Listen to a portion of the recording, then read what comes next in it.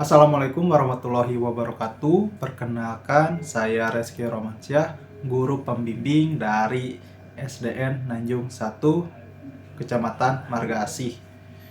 Di sini saya akan mempresentasikan hasil bacaan saya yang menggunakan teknik review AIH. Dan ini buku yang saya baca. Buku yang saya baca ini berjudul Pahlawan Kecil. Buku ini ditulis oleh Tony Ismoyo dan diterbitkan oleh Tiga Serangkai. Alasan kenapa saya memilih buku ini karena saya menyukai buku yang bertema atau bercerita tentang masa-masa penjajahan atau masa-masa di mana Indonesia berusaha untuk mendapatkan kemerdekaannya. Buku ini bercerita tentang anak bernama Marno.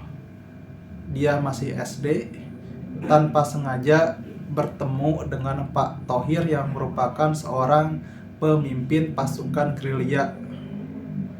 Di sini si bapak pemimpin pasukan ini menawarkan Marno sebagai mata-mata untuk memata-matai markas Belanda pada saat itu. Namun si Pak Thohir ini juga memberitahu ke Marno bahwa tugas ini sangat berbahaya. Bahkan orang dewasa pun tidak berani untuk mengambil peran sebagai mata-mata. Tapi dengan berani, Marno mengiyakan dan menerima tugas tersebut. Tanpa berlama-lama, Marno pun langsung melaksanakan tugasnya. Ia menyamar sebagai seorang pengemis. Dia mengemis di pasar dan di dalam perjalanannya ia sampai menuju markas Belanda.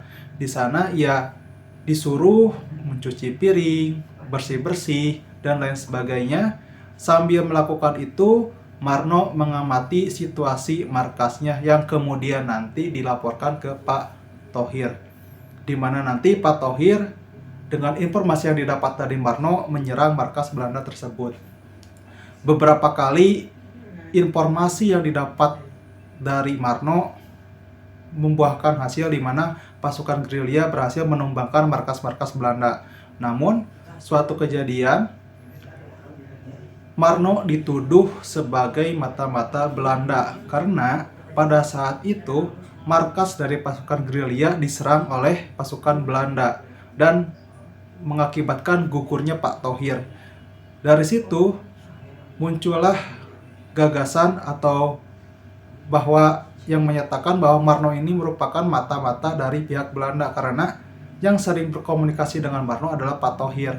Namun dengan bantuan beberapa teman Pak Thohir membuat Marno dinyatakan bukan sebagai mata-mata Belanda karena dia bisa membuktikan bahwa Marno itu bukan mata-mata. Lambat laun Marno pun ikut terus membantu pasukan gerilya dalam menumbangkan atau mengusir Belanda dari wilayah tersebut. Nah, hikmah yang bisa diambil dari buku ini adalah kita harus menjadi seorang yang pemberani apalagi menyangkut tentang kemerdekaan atau kedaulatan negara Republik Indonesia. Sekian dari review hasil review saya. Wassalamualaikum warahmatullahi wabarakatuh.